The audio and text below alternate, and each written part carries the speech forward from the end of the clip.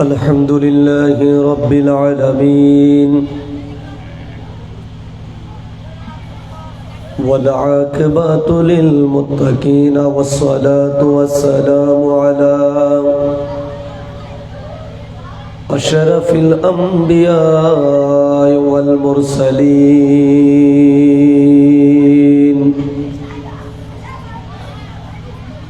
وعلى آله وصحابه وأهل بيته وعلماء أهل سنته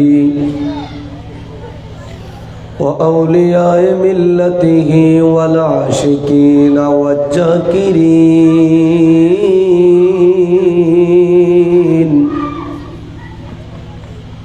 والحمد لله رب العالمين.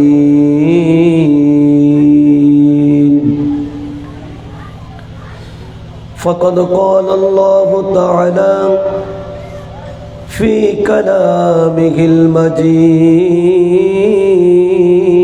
المجيد وفي فرقان الحميد.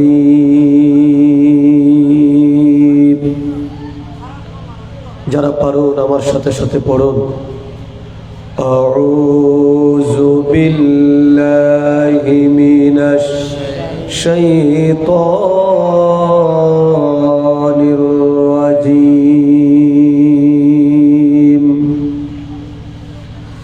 বিসমিল্লাহির রাহমানির রাহিম.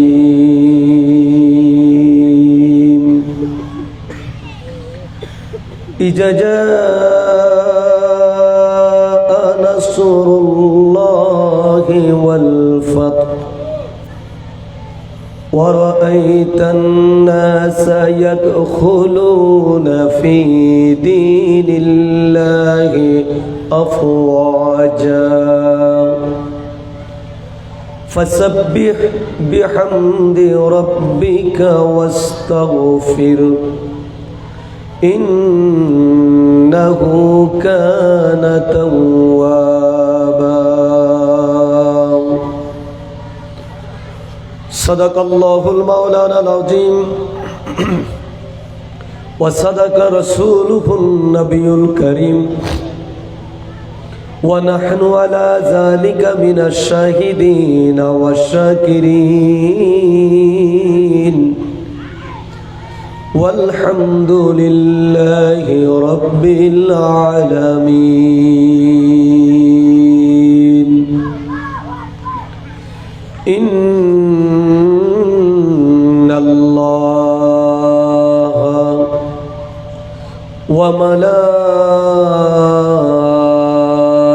وملائكته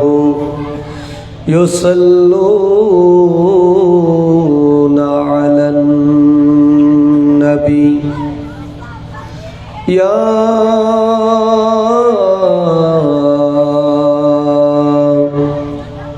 أيها الذين آمنوا صلوا عليه وسلموا تسليما.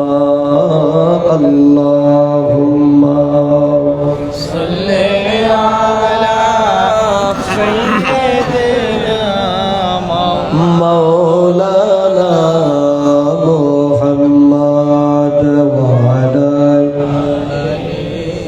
سيدنا مولانا. প্রিয় ভাইরা, দরুদ শরীফ পড়লে কি ভালো লাগে না খারাপ লাগে? ভালো। একটু মহব্বতে বলতো, ভালো না খারাপ? গুনাহ হয় না নেক হয়? শুধু নেক হয় তা না, কেউ যদি আল্লাহর হাবিবের উপরে একবার দরুদ শরীফ পাঠ করে আল্লাহ পাক তার জীবনের 10টি গুনাহ তিনি মাফ করে দেন। সুবহানাল্লাহ। আর আস্তে বলেন সুবহানাল্লাহ। জবান খুলে বলুন আল্লাহু আকবার। আল্লাহু আকবার। আরে জোরে বলুন ইয়া রাসূলুল্লাহ। 10টি গুনাহ মাফ করেন, 10টি রহমত ওই বান্দার উপরে তিনি নাজিল করেন। সুবহানাল্লাহ। শুধু তাই না, ওই বান্দাকে আল্লাহ তাবারক তাআলা তার আমলের মধ্যে 10টি নেকিও তিনি দান করে দেন। যেই দুরূদ শরীফের এত এত ফজিলত, ওই নবীজির দুরূদ শরীফ পড়তে আমাদের ভালো লাগে কি লাগে না? জোরে বলেন না। ভালো লাগার কথা, কারণ আমার নবীর দুরূদ হলো, আমার নবীজির মহাব্বত হলো ঈমানের ফাউন্ডেশন। নবীর মহাব্বত যার অন্তরে আছে তাকে ঈমানদার বলে, যার ভিতরে নবীর মহাব্বত নাই তাকে বেঈমান বলে। অর্থাৎ ঈমান আর বেঈমানের মধ্যে যে পার্থক্য, সে পার্থক্যটা হলো আমার নবী, আপনার নবী রহমাতাল লিল আলামিনের মহাব্বত। জবান খুলে বলেন মারহাবা। আর একটু জবান খুলে বলেন আল্লাহু আকবার। বলেন ইয়া রাসূলুল্লাহ। ওই নবীর মহাব্বতে একটু জবান খুলে উচ্চ কণ্ঠে আমরা সকলে দরুদ শরীফ পড়ে আল্লাহুম্মা সাল্লি আলা সাইয়্যিদিনা মাওলানা মুহাম্মদ ওয়া আলা আলিহি মাওলানা মুহাম্মদ আল্লাহুম্মা সাল্লি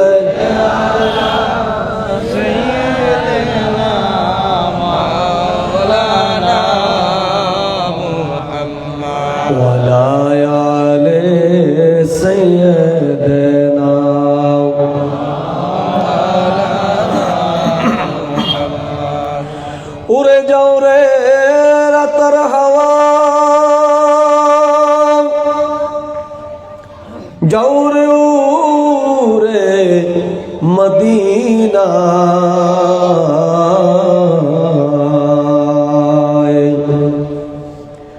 এ গোলামদের সালাম দিও, নবীজির পাক রওয়া যায়। আল্লাহুম্মা সাল্লি আলা সাইয়্যিদিনা মাওলানা মুহাম্মদ ওয়া আলা আলি সাইয়্যিদিনা মাওলানা जमियो जमात तुम्हारे लिए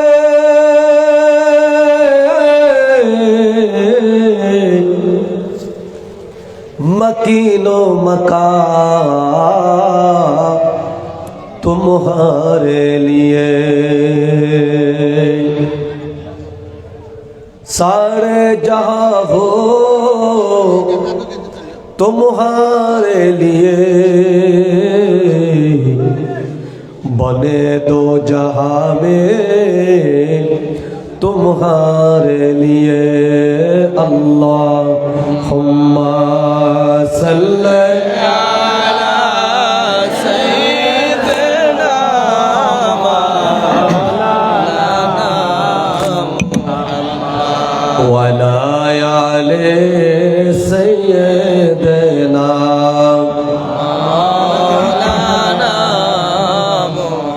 रसूल। तुम्हारी कारणे विशाले भुवने विशाले भुवने আমার আল্লাহ জির পরিচয়। আল্লাহুম্মা সাল্লি আলা সাইয়্যিদিনা মাওলানা মুহাম্মদ ওয়া আলা আলি সাইয়্যিদিনা মাওলানা মুহাম্মদ। একটু জিকির করেন লা ইলাহা ইল্লাল্লাহ, জোরে লা ইলাহা ইল্লাল্লাহ, লা ইলাহা ইল্লাল্লাহ জোরে লা ইলাহা ইল্লাল্লাহ হাসবি রব্বি জাল্লাল্লাহ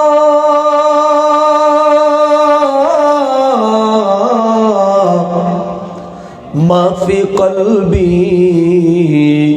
গায়রুল্লাহ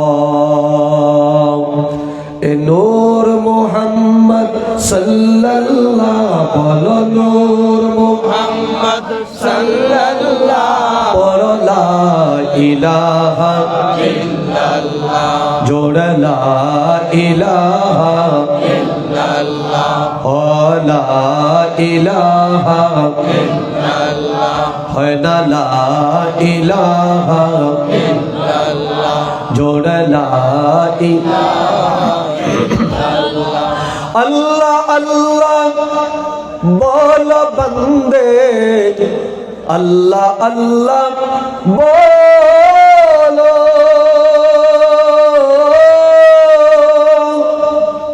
अल्लाह अल्लाह बोलो बंदे अल्लाह अल्लाह बोलो जिक्र मौला कहते कहते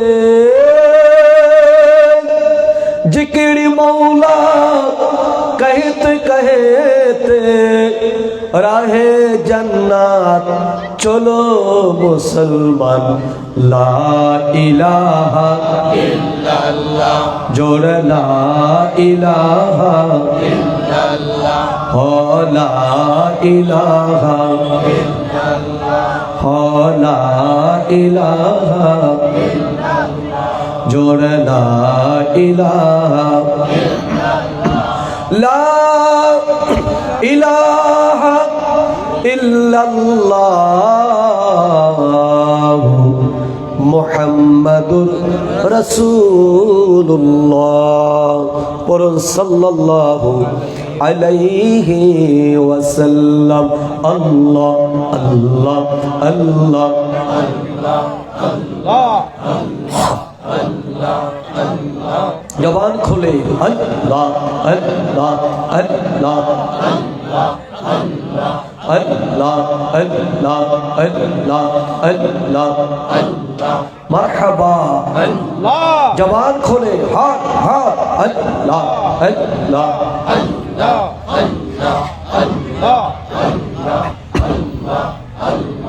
अल्लाह अल्लाह अल्लाह अल्लाह अल्लाह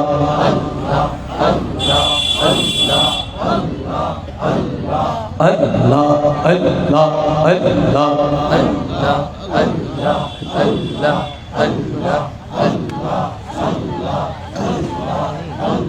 फैन बिलटा कोথায়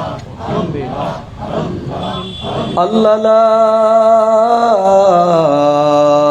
इलाहा इल्लल्लाह मुहम्मदुर रसूलुल्लाह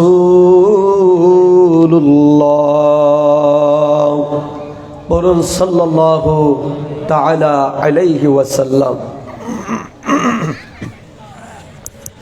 उपस्थित मुअज्जज मोहतराम অধ্যকার আয়োজিত চরনাগের খান্দা বাইতুল নূর জামে মসজিদ ও কবরস্থানের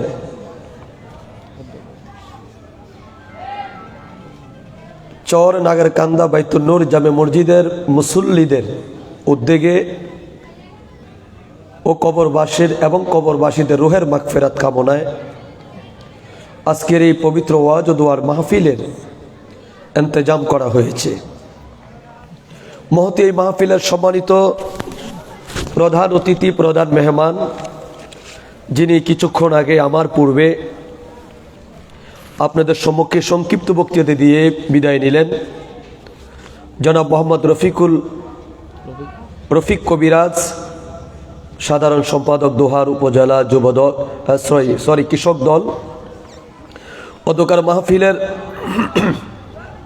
সম্মানিত বিশেষ বক্তা আমার পূর্বে যিনি আলোচনা করলেন হযরতুল আল্লাহ মাওলানা কামরুল ইসলাম সালেহী সাহেব ইমাম ও খতিব অত্র মসজিদ বিশেষ অতিথি হিসাবে উপস্থিত আছেন জনাব মতিউর রহমান খান, সভাপতি দোহার উপজেলা জাকের পার্টি। আমার ভাইকে মঞ্চে আসার জন্য আমি সবিনয় অনুরোধ জানাচ্ছি। জনাব মোহাম্মদ শামসুল হক, বিশিষ্ট ব্যবসায়ী। জনাব মোয়াজ্জেম মাতব্বর, বিশিষ্ট সমাজসেবক। জনাব মোহাম্মদ মোফাজ্জল হোসেন, সভাপতি মাহমুদপুর ইউনিয়ন বিএনপি। জনাব মোহাম্মদ রিফন, প্রবাসী। জনাব মোহাম্মদ সিন্টু মোল্লা, বিশিষ্ট সমাজসেবক। জনাব মোহাম্মদ মকবুল তালুকদার, সাধারণ সম্পাদক রায়পাড়া ইউনিয়ন বিএনপি। জনাব মোহাম্মদ সুজন মাহমুদ আনসারি, সাবেক সাংগঠনিক সম্পাদক দোহার উপজেলা যুবদল। জনাব সোহেল রানা, সাবেক সিনিয়র সহসভাপতি দোহার উপজেলা ছাত্রদল। জনাব মোহাম্মদ ফরিদ মোল্লা, আহ্বায়ক মাহমুদপুর ইউনিয়ন স্বেচ্ছাসেবক দল। জনাব আরিফুল ইসলাম নোয়াব, সাবেক যুগ্ম সাধারণ সম্পাদক জয়পাড়া বাজার। জনাব মোহাম্মদ সালাউদ্দিন দাওয়ান, বিশিষ্ট সমাজসেবক। সভাপতিত্বের আসন যিনি অলঙ্কিত করেছেন জনাব মোহাম্মদ ইউসুফ খান, সহসভাপতি অত্র মসজিদ কমিটি, এবং মাহফিল পরিচালনার দায়িত্বে যিনি আছেন জনাব মোহাম্মদ হারুনুর রশিদ, সাংগঠনিক সম্পাদক অত্র জামে মসজিদ। আমার সফর সঙ্গী হিসাবে উপস্থিত আছেন মাওলানা জিয়ারুল হক পঞ্চগড় এবং মাওলানা আবদুল্লাহ নোমান রোহিতপুরী সহ বিভিন্ন এলাকা থেকে আগত মুরব্বিয়ানে কেরাম, যুবক ভাইয়েরা, পর্দার অন্তরালে আমার মা বোনেরা, যে যেখান থেকে বসে মাইকের আওয়াজ শুনতে পাচ্ছেন, সকলের প্রতি আমার আন্তরিক সালাম এবং মোবারকবাদ। আসসালামু আলাইকুম ওয়া রাহমাতুল্লাহি ওয়া বারাকাতুহু। মহান রব্বুল ইজ্জাতের দরবারে অসংখ্য অগণিত কালিমাত শুকুর আদায় করি যে মহান আল্লাহ পাক আমাদেরকে মেহেরবানি করে, দয়া করে, ভালোবেসে এই পবিত্র জান্নাতের বাগানে বসার সুযোগ করে দিলেন। সে মহান রব্বে কারিমের দরবারে অবনত চিত্তে, দিলকে উজাড় করে, মোহাব্বতে আমরা সকলে পড়ি আলহামদুলিল্লাহ। আর একটু জোরে বলুন আলহামদুলিল্লাহ। বক্সের আওয়াজ কানে আসতেছে না, এদিকে একটু ঘুরিয়ে দেন। মোহতারাম হাজিরিন, দুরূদ ও সালাম সেই নবী পাকের দরবারে যিনি নবীদের নবী, কুল কায়নাতের নবী, সৈয়দুল আম্বিয়া, নবিউল আম্বিয়া। আমার দিকে দিবে, আপনার নাকি আমার দরকার। নবী মুহাম্মদুর রাসূলুল্লাহ সাল্লাল্লাহু তাআলা আলাইহি ওয়াসাল্লামের দরবারে বাংলাদেশ ওলিয়া আল্লাহদের দেশ। আলহামদুলিল্লাহ বলেন না? বাংলাদেশের ইসলামের ইতিহাস ওলিয়া আল্লাহদের আনিত ইসলামের ইতিহাস, ঠিক না বলেন?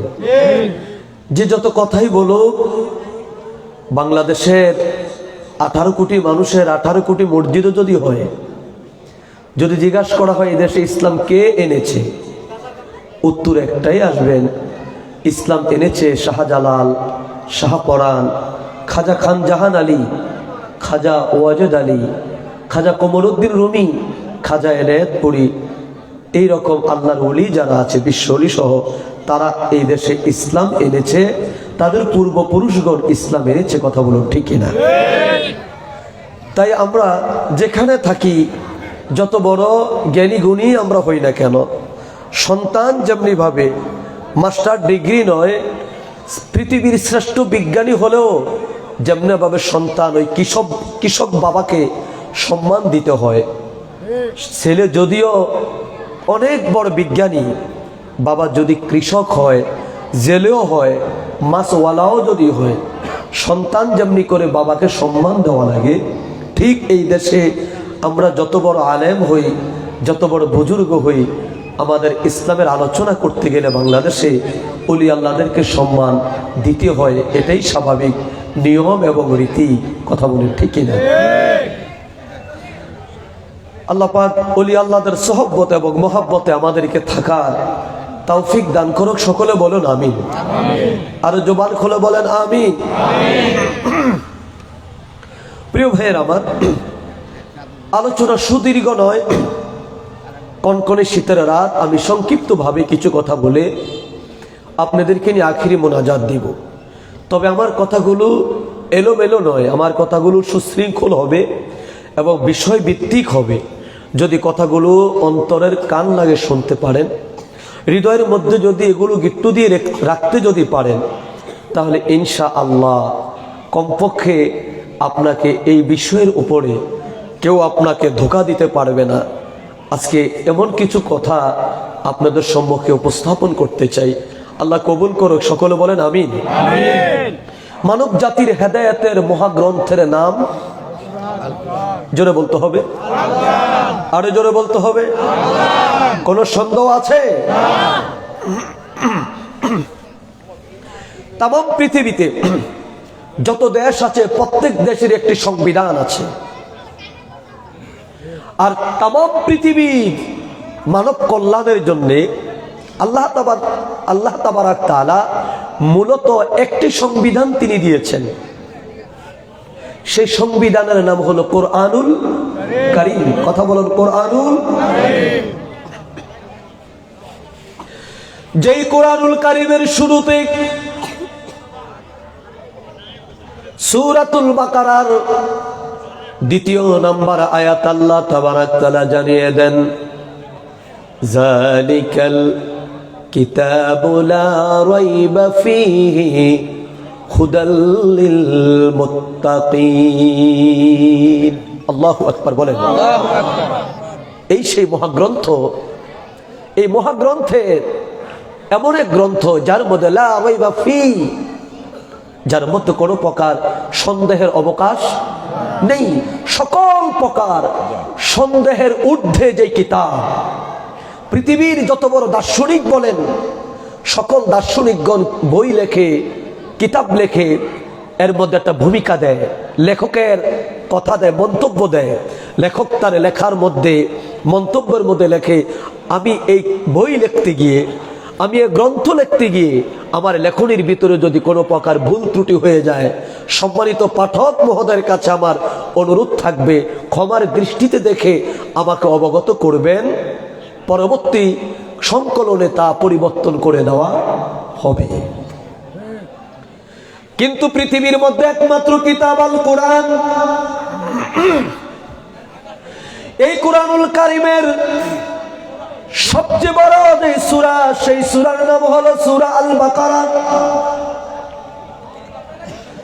ওই সূরা আল বাকারার মধ্যে আল্লাহ তাবারাক তাআলা ভূমিকার মধ্যে জানিয়ে দেন, জালিকাল কিতাব, এই সেই কিতাব যার মধ্যে কোনো প্রকার সন্দেহ নাই, সন্দেহের কোনো অবকাশ নাই।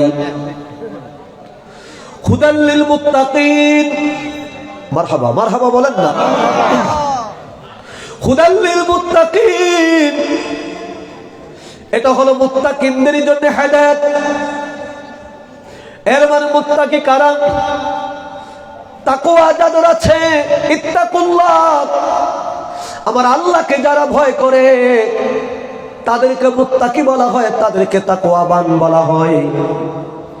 এর মানে হলো আমার আল্লাহকে যারা প্রভু বলে মানে, আমার আল্লাহর জাহান্নামের আযাবকে যারা ভয় করে, আমার আল্লাহ রাব্বুল আলামিনের কঠিন বিচারকে যারা ভয় করে, আল্লাহ তাবারাক তাআলাকে যারা ভয় পান, তারা হলো মুত্তাকি, তারা হলো মুমিন, ঈমানদার।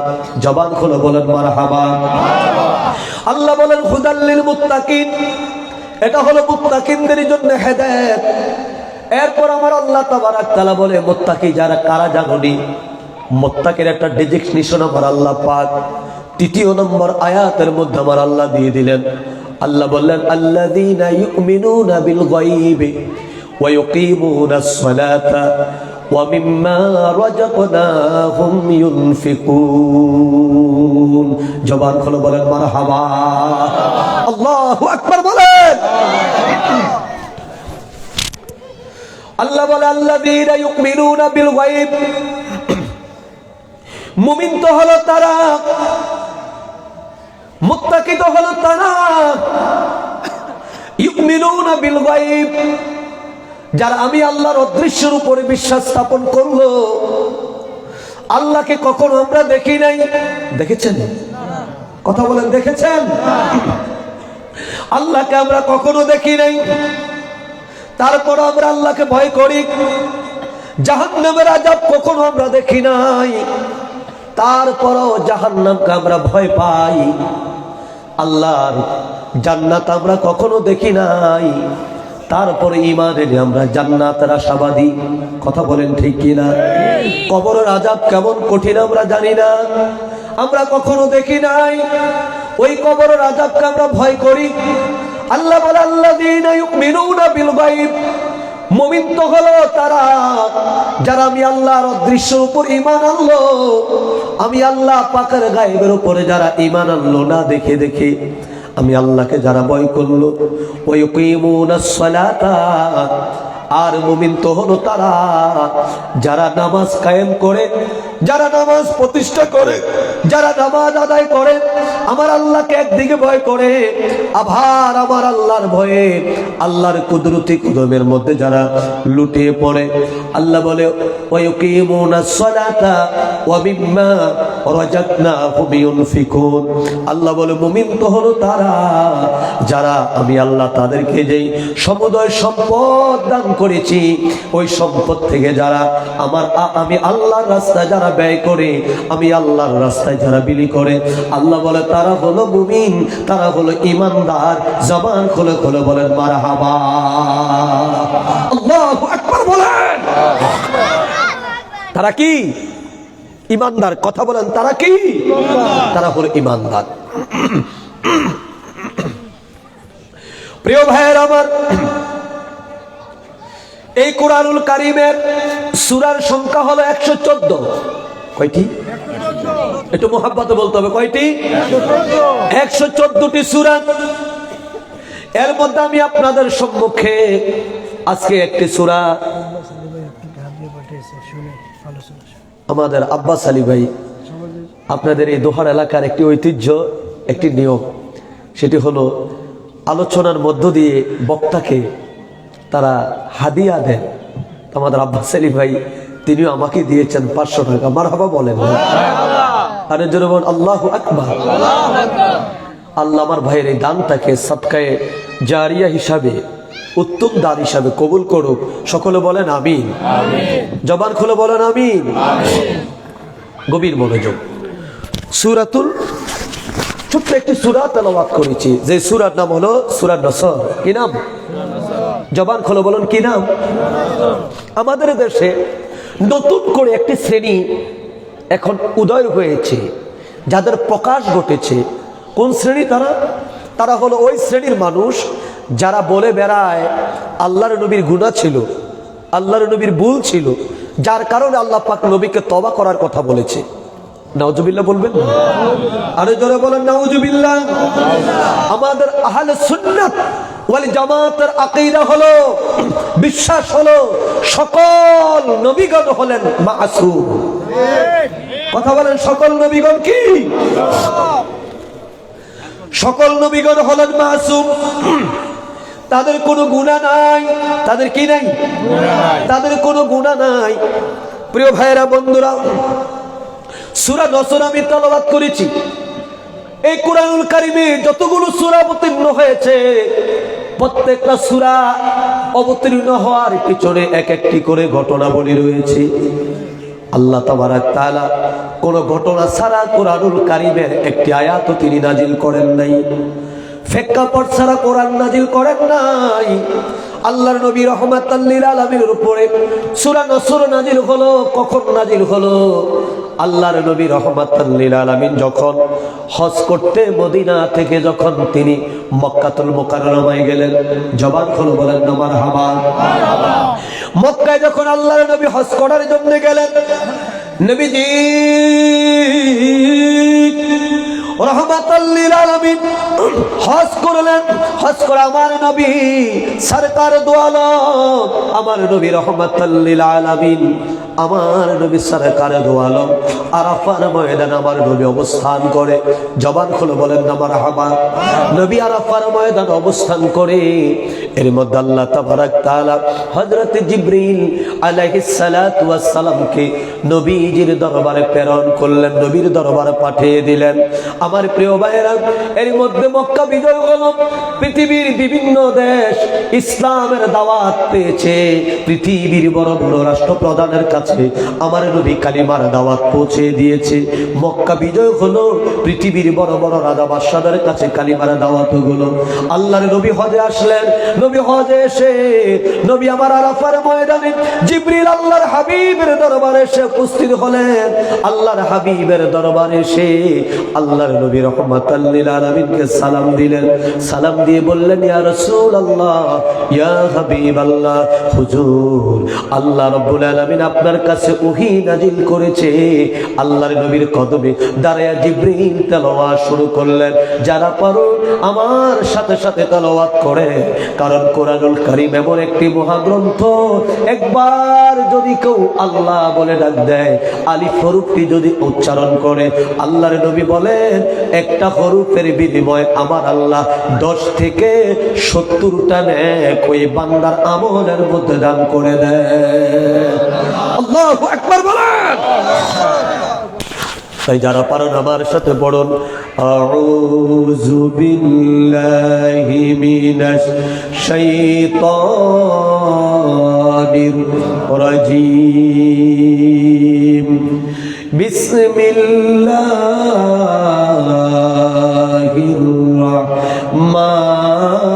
রাহমানির রহিম। ইজা জাআ নাসরুল্লাহি ওয়াল ফাতহ। আল্লাহু আকবার বলেন। আল্লাহ বলে অচিরেই আপনাদের কাছে, অর্থাৎ রাসূল, অচিরেই আল্লাহর সাহায্য, আল্লাহর পক্ষ থেকে আপনাদের জন্য বিজয় আসতেছে। মারহাবা বলেন না। কে বলছেন? আল্লাহ বলছেন।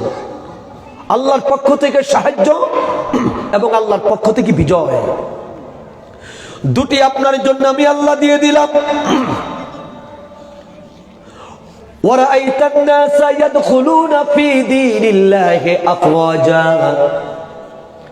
যখন আল্লাহর পক্ষ থেকে সাহায্য আসবে, আল্লাহর পক্ষ থেকে যখন বিজয় আসবে, হে হাবিব আমার, হে মাহবুব আমার, তখন আপনি দেখতে পারবেন, আপনি তখন দেখবেন মানুষেরা দলে দলে দলে দলে ইসলামের সুমহান পতাকার তলে, কালিমার এই পতাকা তলে তারা ঐক্যবদ্ধ হবে। এখনো যারা ইসলাম গ্রহণ করে নাই, আপনি দেখবেন এখন থেকে আমি আল্লাহর সাহায্য, আমি আল্লাহর বিজয়ের ঘোষণার পরে ইসলামের সুমহান পতাকা তলে ইসলাম ধর্মে দলে দলে লোকেরা এসে কালিমা পড়বে। কালিমা পড়ে তারা মুসলমান হয়ে যাবে। জবান খুলে বলেন মারহাবা। আর এখন আপনি কি করবেন? ফাসাব্বিহ বিহামদি রাব্বিকা ওয়াস্তাগফির। আপনি আপনার পরওয়ারদিগারের প্রশংসা করুন, আর আপনি আপনার পরওয়ারদিগারের দরবারে বেশি বেশি করে ইস্তেগফার করেন, তওবা করেন, তওবা করেন, ইস্তেগফার আপনি করেন। প্রিয় ভাইয়ের আমার, সূরা নসর নাজিল হয়ে গেল। আল্লাহর নবী রাহমাতাল লিল আলামিন সাহাবীদেরকে বলল, সাহাবীরা, এ আমার সাহাবীরা, আমার উট কোথায়? আমার উট নিয়ে আসো, আমার সওয়ারি নিয়ে আসো। আল্লাহর নবী রাহমাতাল লিল আলামিন তাড়াতাড়ি করে সওয়ারি আনতে বললেন। নবী আমার সওয়ারির উপরে, উটের উপর আমার নবী সওয়ার হয়ে হাজার লক্ষ মানুষের সামনে আমার নবী বললেন, ও আমার সাহাবীরা শোনো, ও মুসলমানেরা শোনো, আল্লাহ তাবারক তাআলা সূরা নসর আমার উপর নাযিল করেছে, অবতীর্ণ করেছে। হাদিস শরীফের মধ্যে এসেছে, ইবনে আব্বাস রাদিয়াল্লাহু তাআলা আনহু, বাইহাকি শরীফের হাদিস, ইমাম বাইহাকি বলেন, ইবনে আব্বাস রাদিয়াল্লাহু তাআলা আনহু বলেন, আল্লাহ পাকের কোরআনের 114 খানা সূরা, 114 খানা সূরার মধ্যে সর্বশেষ যে যে সূরা অবতীর্ণ হয়েছে, যেই সূরা নাজিল হয়েছে, এই সূরার নাম হলো সূরা নসর। জবান খুলে বলেন মারহাবা। ওরে ইয়া রাসূলুল্লাহ, ইয়া হাবিবাল্লাহ, ইয়া রাসূলুল্লাহ, ইয়া রাসূলুল্লাহ, ইয়া হাবিবাল্লাহ, ইয়া রাসূলুল্লাহ, হাবিবাল্লাহ, ইয়া রাসূলুল্লাহ, ইয়া রাসূলুল্লাহ। শুনেছি হাদিসে দেখিলে আপনাকে জীবনের গুনাহ জড়িয়ে পড়ে। শুনেছি হাদিসে দেখিলে আপনাকে জীবনের গুনাহ জড়িয়ে পড়ে। ওগো দিও গো দেখা দয়া করিয়া, দিও গো দয়া করিয়া, ইয়া রাসূলুল্লাহ, ইয়া হাবিবাল্লাহ, ইয়া রাসূলুল্লাহ, ইয়া রাসূলুল্লাহ, ইয়া হাবিবাল্লাহ, ইয়া রাসূলুল্লাহ, ইয়া হাবিবাল্লাহ, ইয়া রাসূলুল্লাহ, ইয়া হাবিবাল্লাহ, ইয়া রাসূলুল্লাহ, ইয়া হাবিবাল্লাহ। জবান খুলে বলেন মারহাবা, মারহাবা। আরো জোরে বলেন আল্লাহু আকবার। তাহলে কেউ যদি জিজ্ঞাসা করে আপনাকে কোরআনের কোন সূরা সর্বশেষ নবীর উপরে নাজিল হয়েছে, কি বলবেন? জোরে বলেন না, কি বলবেন? সূরা নসর নাজিল হয়েছে। কোথায় নাজিল হয়েছে? আরাফার ময়দানে। মারহাবা, মারহাবা বলেন। এই সূরা নসর যখন অবতীর্ণ হলো, নাজিল হলো, আল্লাহ তাবারাক তাআলা তার মধ্যে মুমিনদের, ঈমানদারদের, মুসলমানদের বিজয়ের ঘোষণা তিনি করলেন। সাহাবীদের মধ্যে আনন্দের ঢেউ উঠেছে, সাহাবীদের মধ্যে আনন্দের বন্যা বয়েছে। কারণ আল্লাহ নিজে বলেছে আল্লাহর সাহায্য মুমিনদের জন্য তিনি দিবেন। আবার তিনি বিজয়ের ঘোষণাও তিনি করলেন। আবার আল্লাহ নিজে বলছে পৃথিবীর মানুষেরা দলে দলে দলে দলে এখন কালিমার পতাকা তলে তারা সমবেত হবে। প্রিয় ভাইয়ের আমার, বন্ধুরা আমার, আল্লাহর নবী রাহমাতাল লিল আলামিন এবার তিনি উটের উপর থেকে নেমে তিনি তিনার তাবু মোবারকে চলে গেলেন। খাতুনে জান্নাত হযরতে ফাতিমাতুজ জোহরা রাদিয়াল্লাহু তাআলা আনহা এই সূরা নাজিল হওয়ার পর তিনি চোখের পানি ছেড়ে কাঁদতে আরম্ভ করলেন। আল্লাহু আকবার বলেন। যখন সাহাবী কেরাম আনন্দে বিভোর, বিজয়ের আনন্দের খবর পেয়ে তারা আনন্দে বিভোর হয়ে আছে, খাতুনে জান্নাত তাঁবুর ভিতরে বসে চোখের পানি ছেড়ে কাঁদতে আরম্ভ করলেন। আল্লাহর নবী রাহমাতাল লিল আলামিন জিজ্ঞাসা করে, ফাতেমা গো, ও ফাতেমা, কেন আপনি কাঁদেন? ফাতেমা বলে, আব্বা জান, সূরা নসর নাজিল হয়েছে, আমি বুঝতেছি এই পৃথিবীর বুকে আর আপনি বেশি দিন থাকবেন না। আপনি আমাদেরকে ফাঁকি দিয়ে, আমাদেরকে এতিম বানায়া আপনি চলে যাবেন আপনার মা সুখের সাথে। ওই পরকালে আপনি চলে যাবেন, আপনি চলে যাবেন আল্লাহ পাকের দরবারে। তার ইঙ্গিত আমি পেয়েছি। আল্লাহর নবী বুঝতে পারলেন আমার ফাতেমা আমার আল্লাহর ইঙ্গিত বুঝে গেছে। নবী বলে, ফাতেমা, ও ফাতেমা, কেঁদো না গো মা, তুমি কেঁদো না, কেঁদো না, আর তুমি কেঁদো না। আব্বা জান, আপনি চলে গেলে কাকে নিয়ে থাকবো? কার কাছে আমি যাব? কে আমার সান্ত্বনা দিবে? আল্লাহ নবী বলো, ফাতেমা, তুমি কেঁদো না, আমি নবী রাহমাতাল লিল আলামিন তোমার জন্য একটি সুসংবাদ দিয়ে যাই। আব্বাজান কি সুসংবাদ আপনি বলেন? নবী বলে, ফাতেমা গো, আমার ইন্তেকালের পরে, আমার উফাতের পরে, আমার বিদায়ের পরে, আমার আহলে বায়তদের মধ্যে সর্বপ্রথম যার ইন্তেকাল, ওই ইন্তেকালের মাধ্যমে আমি নবী রাহমাতাল লিল আলামিনের সঙ্গে কবরে দেখা হবে, কবরের মধ্যে সাক্ষাৎ হবে। তিনি হলেন আপনি ফাতেমাতুজ জোহরা রাদিয়াল্লাহু তাআলা আনহা। জবান খুলে বলেন সুবহানাল্লাহ। সালাম মুন্সি নাগের কান্দা। সালাম মুন্সি ভাই, তিনি দিয়েছে 500। মারহাবা বলেন, আল্লাহ কবুল করেন। প্রিয় ভাইয়েরা, বন্ধুরা, গভীর মনোযোগ। সাহাবী কেরাম, আম্মা জান আয়েশা সিদ্দিকা বলে, এ ফাতেমা, আপনি কাঁদতেছিলেন, এখন আপনি আবার কেন হাসেন? খাতুনে জান্নাত বলে, মা, ও মা, আমি যখন আমার বাবার বিচ্ছেদে আমি যখন কাতর হয়েছিলাম, বাবা চলে যাবে আমি যখন বুঝতে পারলাম, আমি যখন কাঁদতেছিলাম, আমার বাবা রাহমাতাল লিল আলামিন আমাকে বলল, ফাতেমা কেঁদো না, কেঁদো না। আমার ইন্তেকালের পরে সর্বপ্রথম আমার আহলে বায়তদের মধ্যে যিনি আমার সঙ্গে কবরে দেখা করবে তিনি হবেন আপনি ফাতেমাতুজ জোহরা রাদিয়াল্লাহু তাআলা আনহা। জবান খুলে বলেন মারহাবা। আল্লাহু আকবার বলেন। তাফসীর এসেছে, কিতাব এসেছে, ঠিক তাই হলো। আল্লাহর নবীর ইন্তেকালের 6 মাসের মাথায়, কত মাস? 6 মাসের মাথায় আল্লাহর হাবিবের পরিবার আহলে বায়তদের মধ্যে যার ইন্তেকাল হলো তিনি হলো হযরতে খাতুনে জান্নাত ফাতেমাতুজ জোহরা রাদিয়াল্লাহু তাআলা আনহা। জবান খুলে বলেন মারহাবা। এর মানে আমার নবী রাহমাতাল লিল আলামিন উম্মতের কতটুকু তিনি জানেন, উম্মতের বিষয়ে কতটুকু তিনি অবগত। আমার নবীর উম্মতের মধ্যে কে জান্নাতি হবে, কে জাহান্নামী হবে নবী জানেনি। কি কোন নবী জানে? জানে না? আমার নবী জানে। মদিনার রাস্তা দিয়ে আমার নবী হেঁটে যায়, বাইহাকি শরীফের হাদিস, নবী মদিনার রাস্তা দিয়ে হেঁটে যায়, হঠাৎ করে আল্লাহর নবী রাহমাতাল লিল আলামিন থমকে দাঁড়িয়ে গেলেন।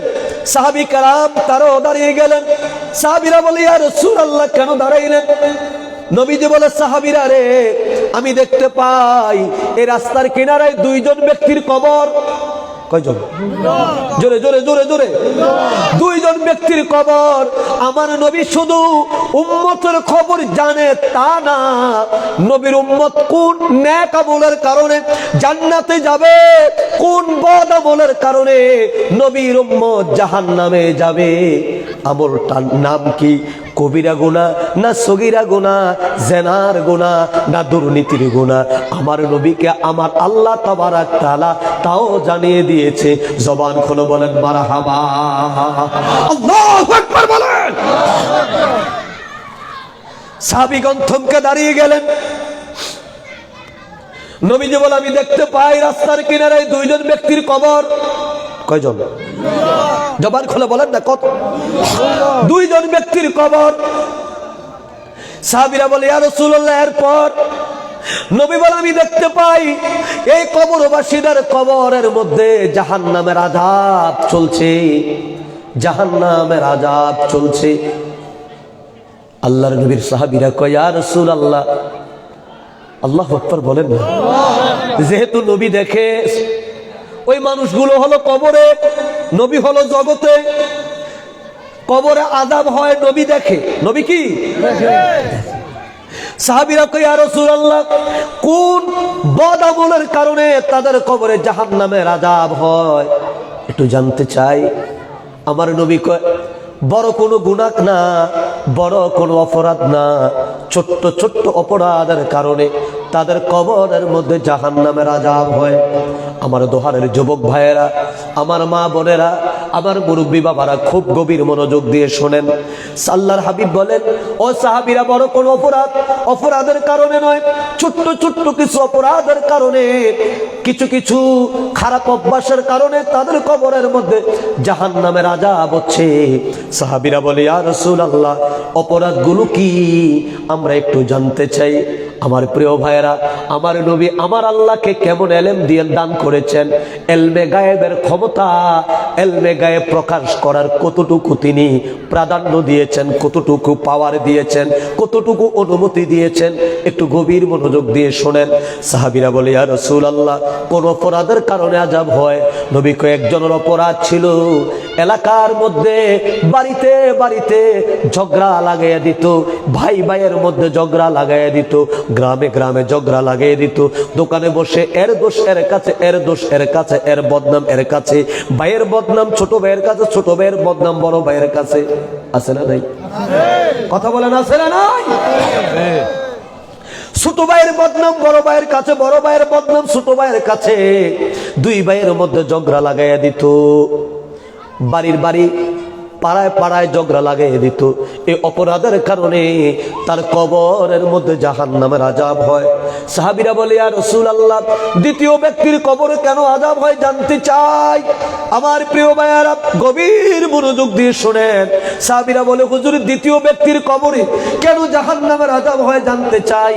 নবীজি বলে, দ্বিতীয় ব্যক্তির কবরে জাহান্নামের আযাব হওয়ার কারণ হলো এই, ওই ব্যক্তি যখন প্রস্রাব পায়খানায় যখন হাজত সারার জন্য যখন যেত, বাথরুম টয়লেটে যখন যেত, বা প্রস্রাবের স্তেঞ্জায় যখন যেত, ওই ব্যক্তি প্রস্রাব থেকে নিরাপদ থাকতে পারত না। এমন জায়গায় বসে এমন ভাবে প্রস্রাব করত, তার প্রস্রাব আবার তার গায়ে রিপিট করে তার জামা কাপড়টা অপবিত্র করে দিত। জবান খোলো কোন নাউজুবিল্লাহ। আছে না নাই? এখন তো আমার দেশ মদিনার কালচার বলে এখন ইউরোপের কালচার ধরেছে। অনেক যুবক আছে এখন বসার ইচ্ছা থাকলেও বসে প্রস্রাব করার ব্যবস্থা আল্লাহ তাকে দেয় নাই। কথা বলেন না, বলবেন ভাই কেন দেয় নাই? প্যারালাইসিস না, প্যারালাইসিস হয় নাই। এমন ফ্যান পড়েছে, এমন ফ্যান পড়েছে, এই ফ্যান পড়ে এটা নিয়ে বসার মতো কোনো ব্যবস্থা নাই, দাঁড়িয়ে প্রস্রাব করতে হয়। একটা কথা স্পষ্ট, যারা দাঁড়িয়ে প্রস্রাব করে তাদের প্রস্রাবগুলো তাদের গায়ে ব্যবহৃত কাপড়ের মধ্যে লেগে যায়। আল্লাহ নবী বলে, এই যে তার প্রস্রাব তার গায়ের জামা এসে অপবিত্র করে দিল, এই ছোট্ট একটি অপরাধের কারণে এই ব্যক্তির কবরের মধ্যে জাহান্নামের আযাব হচ্ছে, আমি দেখতে পাচ্ছি। সাহাবীরা বলে, হুজুর, তাহলে এখন কি করবেন? কষ্ট হচ্ছে আপনাদের? এখন কি করবেন? আল্লাহ হাবিব বলে, যাও একটা খেজুরের ঢাল ভেঙে নিয়ে আসো। সাহাবীরা বলে, আমরা একটা খেজুরের ঢাল আনলাম। হুজুর এটা দুই ভাগ করে দুইটা কবরের উপর পুঁতে দিলেন। মারহাবা বলেন না? দুইটা কবরের উপর লাগিয়ে দিলেন। সাহাবীরা বলে, হুজুর, কবরে আযাব হচ্ছে ভিতরে, আপনি কবরের উপরে খেজুরের ঢাল লাগালেন। আমাদের মুন্সিগঞ্জে, ঢাকার এই অঞ্চলে, আপনাদের এলাকায় কবরের উপরে কি লাগান আপনারা? নতুন কবরের উপরে বড়ির ঢাল না খেজুরের ডাল? কিসের ডাল? খেজুর গাছের ঢাল লাগান। দেখ, আমি যদি বলি ভাই খেজুরের ডাল কেন লাগান, লাভটা কি? কি জন্য খেজুরের ঢাল লাগাবেন?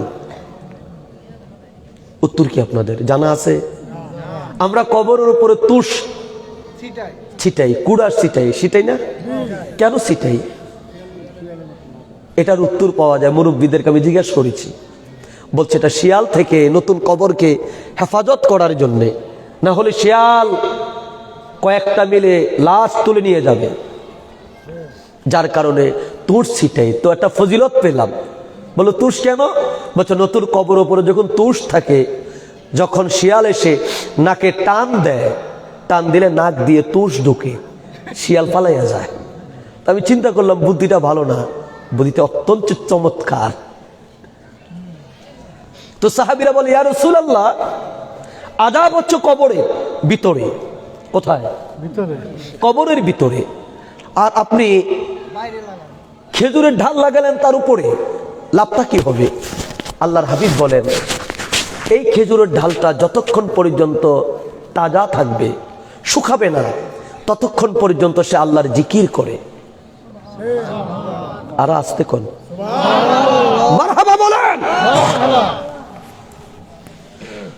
যতক্ষণ পর্যন্ত খেজুরের ডাল না শুকাবে, তাজা থাকবে, ততক্ষণ পর্যন্ত আমার আল্লাহর জিকির করে। আর আমার আল্লাহর জিকির যেই কবরস্থানের পাশে হয়, ওই কবরের আযাব আমার আল্লাহ তাবারাক তাআলা লাঘব করে দেয়, কমিয়ে দেয়। মারহাবা বলেন না। এর মানে খেজুরের ডাল মনে রাখবেন, যতদিন পর্যন্ত কবরবাসীর কবরের উপর এটা না শুকায়, যতদিন পর্যন্ত এটা তাজা থাকবে, ততদিন পর্যন্ত আমার আল্লাহ তাবারাক তাআলা ওই কবরের মধ্যে আযাব দেয় না। আমার আল্লাহ কবরের আযাব তিনি মাফ করে দেয়। জবান খুলে বলেন মারহাবা। আর এটা শুকানোর মধ্যেও কিছু ইঙ্গিত আছে। কিছু মানুষের কবরের উপরের খেজুরের ঢাল দেখবেন 2 দিনে শুকাইয়া কাঠ হয়ে যায়, ঠিক না? আবার দেখবেন অনেক মানুষের কবরের উপরে 1 মাস হয়ে যায়, ওই খেজুরের ডাল শুকায় না। আমি নিজে দেখেছি, এই খেজুরের ডাল থেকে খেজুরের গাছ হয়েছে। সুবহানাল্লাহ বলবেন না? খেজুরের কাণ্ড থেকে, ডাল থেকে খেজুর গাছ হয় না, খেজুর গাছ হয় খেজুরের বীজ থেকে। কিন্তু আমি দেখেছি এই খেজুর গাছের ডাল থেকে মাইয়াতের কবরের উপরে খেজুরের গাছ হয়েছে। তো বলেন, খেজুরের ডাল যদি আল্লাহর জিকির করে, ওই জিকিরের কারণে যদি কবর আযাব আমার আল্লাহ বন্ধ রাখে, যার কবরের উপরে খেজুরের ডাল থেকে খেজুরের গাছ হয়েছে, ওই কবরে আল্লাহর রহমত আছে না নাই? এর মানে নেককার আর বদকার, এই একটা খেজুরের ডাল ফলো করলে আপনি বুঝতে পারবেন।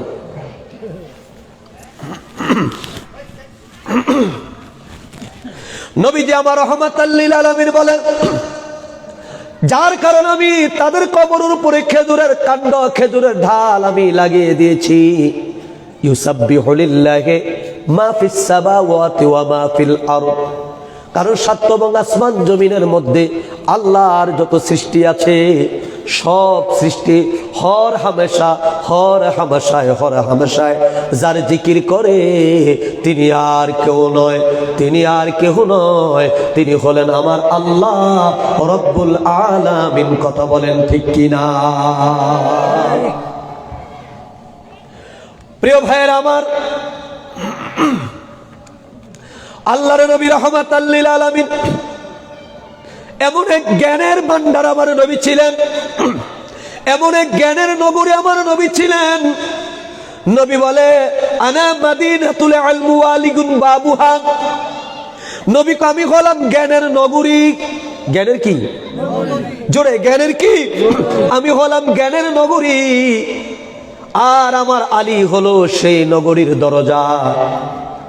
আজকে আমরা কোন নবীর সাথে নিজের তুলনা করি? আমরা নবীর হাদিস পড়া আমরা নবীর সাথে তুলনা করি। আমরাও নবীর মতো মানুষ। কোথায় আগরতলা আর কোথায় চকির তলা, নাম তলা হলে এক হয় না, এর মধ্যে কামের পার্থক্য থাকে। নবীও মানুষ, আমরাও মানুষ, তবে আমার নবী আমার মতো মানুষ না, আমার নবী আপনাদের মতো মানুষ না। আমার নবী অতুলনীয় মানুষ। আমার নবীর সাথে এই পৃথিবীর কোনো মানুষের তুলনা হয় না, কোনো মানুষের তুলনা হবে না, হবে না। কথা বলেন ঠিক কিনা?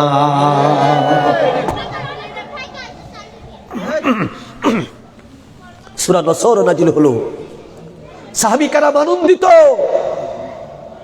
হযরত আবু বকর সিদ্দিক রাদিয়াল্লাহু তাআলা আনহু চোখের পানিতে হাউমাউ করে কাঁদতে আরম্ভ করলেন। সাহাবীরা বলে, আবু বকর কেন কাঁদেন? আপনার কান্নার কারণ কি জানতে চাই। আজকে তো আমার নবী আমাদেরকে আনন্দের খবর দিয়েছে, খুশির খবর দিয়েছে। আল্লাহর পক্ষ থেকে আমাদের জন্য সাহায্য আসতেছে, আমাদের জন্য বিজয় আসতেছে। তামাম পৃথিবীর বিভিন্ন দেশ থেকে লোকেরা দলে দলে কালিমার পতাকার নিচে তারা আসতেছে। আপনি কেন কাঁদেন? হযরতে আবু বকর বলে, ও নবীর সাহাবীরা, এ নবীর সাহাবীরা, তোমরা যেমনটা বুঝেছ বিষয়টা এমনটা নয়। তোমরা শুধু বিজয়ের ঘ্রাণ পেয়েছ, কিন্তু বিজয়ের সঙ্গে সঙ্গে কি হারে যাচ্ছে তার খবর তো তোমরা রাখো না। লোকেরা বলল, আবু বকর আপনার কথা বুঝলাম না, বুঝায় বলেন। আবু বকর বলল, তোমরা কি শোনো নাই আল্লাহ রাব্বুল আলামিন যেমনি ভাবে বিজয়ের ঘোষণা তিনি আমাদেরকে দিলেন, আবার ঠিক তেমনি ভাবে তৃতীয় আয়াতে কারিমার মধ্যে আল্লাহ বললেন, ফাসাব্বিহ বিহামদি রাব্বিকা ওয়াস্তাগফির। আল্লাহ পাক তার হাবিবকে বললেন, হাবিব আপনি আপনার প্রভুর প্রশংসা করেন, রবের প্রশংসা করেন, আর বেশি বেশি করে আপনি ইস্তিগফার পাঠ করেন, আপনি তাওবা করেন। এ নবীর সাহাবীরা, এত করে আমি আবু বকর বুঝতেছি, আল্লাহু আকবার বলেন, এত করে আমি আবু বকর বুঝতেছি আল্লাহর নবী রাহমাতাল লিল আলামিন এই পৃথিবীর বুকে আর বেশি দিন আমার নবী রাহমাতাল লিল আলামিন থাকবেন না।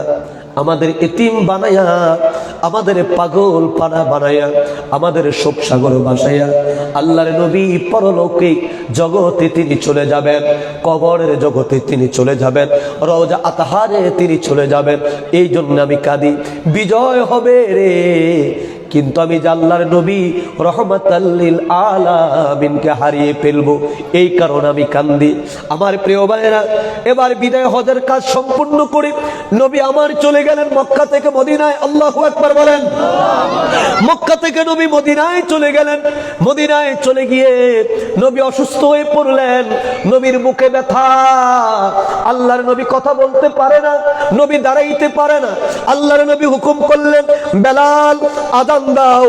মসজিদে নববীর মধ্যে আজান হলো।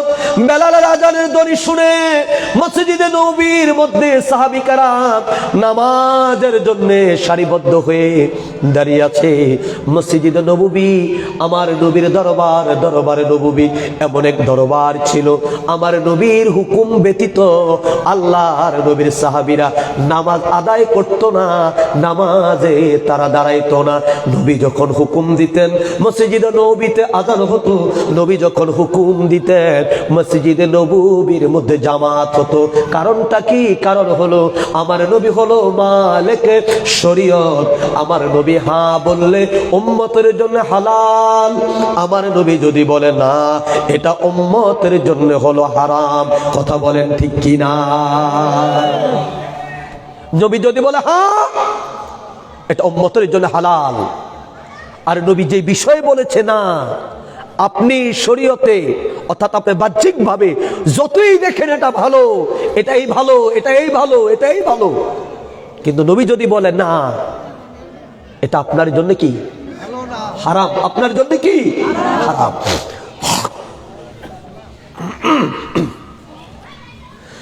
হযরত বেলাল আযান দিলেন, সাহাবী কেরাম নামাজে দাঁড়িয়ে আছে।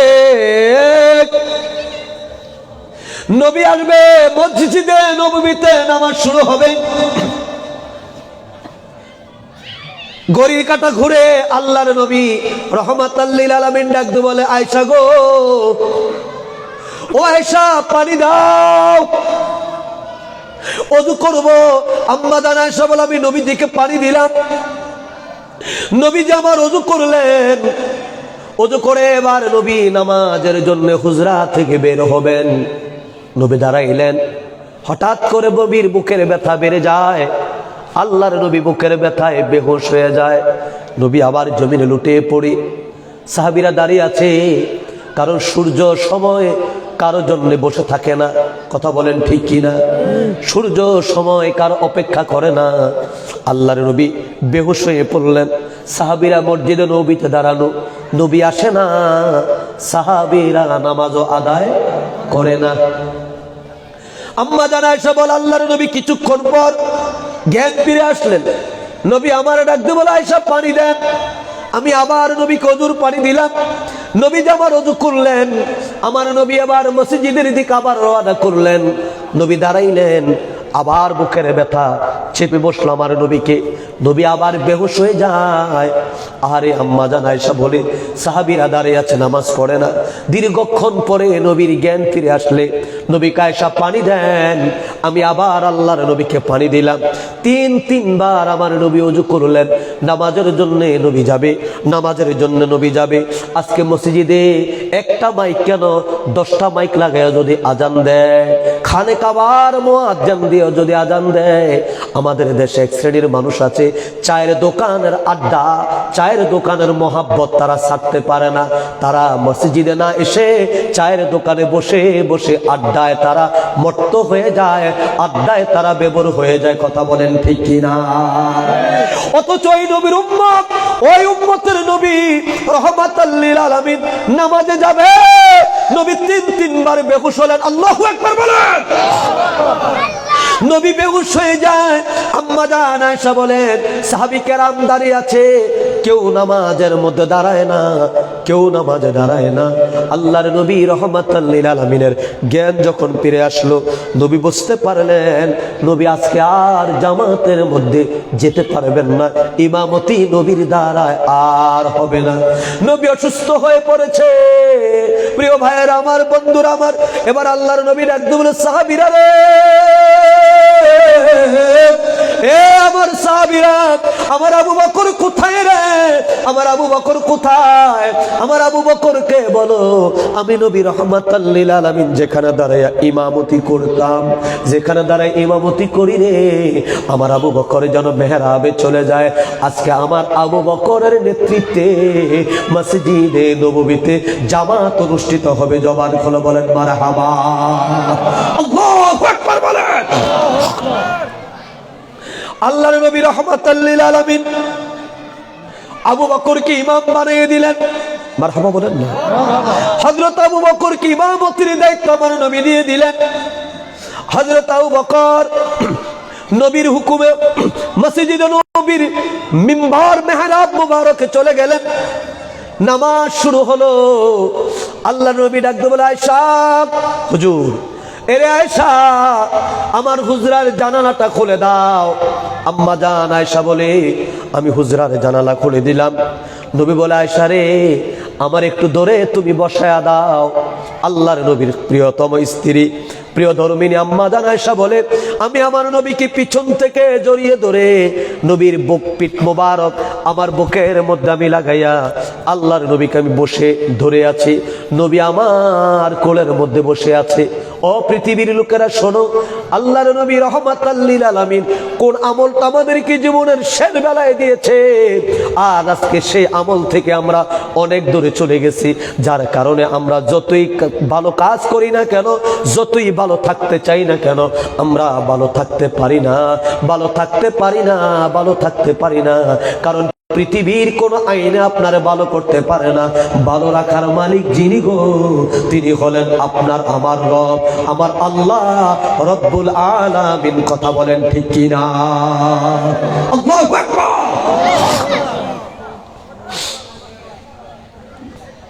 আম্মা জান বলে, আমি নবীরে ধরে ধরে আছি।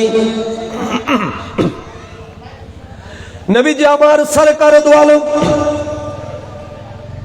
মসজিদে নবীর দিকে তাকাইয়া চোখের পানি ছেড়ে নবী কাঁদতে শুরু করলেন। আম্মা জান বলে, ইয়া রাসূলুল্লাহ, আপনার কি বুকের ব্যথা বেড়েছে? নবী বলেন, না রে আয়েশা, না, বুকের ব্যথা বাড়ে নাই। নবীজি গো, তাহলে আপনি কাঁদেন কেন? কষ্ট পাচ্ছেন? না রে আয়েশা, কষ্টের জন্য কাঁদি না, বুকের ব্যথার জন্য কাঁদি না। আম্মা জান আয়েশা বলে, হুজুর, তাহলে কাঁদেন কেন? নবী বলে, আয়েশা, আজকের আমার চোখের পানি গো, এটা কষ্টের চোখের পানি নয়, এটা হলো আমার আনন্দের অশ্রু, এটা হলো আমার খুশির কান্না। আম্মা জান বলে, ইয়া রাসূলুল্লাহ, কোন খুশিতে পড়ে আপনি কাঁদেন একটু জানতে চাই। নবীজি বলে, আয়েশা, ওই খুশিতে আমি কাঁদি, তাকায়া দেখো না, তোমার বাবা হযরত আবু বকরের নেতৃত্বে আমার সাহাবীরা কত সুন্দর করে আমার আল্লাহর কুদরতি কদমে তারা সিজদা দেয়। কোনো বাধা নাই, কোনো আপত্তি নাই, কোনো বিপত্তি নাই, কোনো প্রকার কোনো কষ্ট নাই। আজকে আমি মসজিদে নববীতে যেতে পারি নাই, কিন্তু মসজিদে নববীর মধ্যে নামাজ বন্ধ হয় নাই, নামাজ চলছে আমার আবু বকরের নেতৃত্বে। ওরে আয়েশা, অথচ এমন একটা দিন আমার ছিল, এমন একটা কাল আমার ছিল, যখন নামাজ ফরজ হলো, আল্লাহু আকবার বলেন, নামাজ যখন ফরজ হলো, আমি নবী রাহমাতুল লিল আলামিন ওই নামাজ আদায় করার জন্য আমি যখন খানে কাবায় গেলাম, খানে কাবায় গিয়ে আমি আমার আল্লাহ পাকের কাবার পাশে সিজদায় পড়ে আমি যখন পড়ছি সুবহানা রাব্বিয়াল আলা, সুবহানা রাব্বিয়াল আলা, সুবহান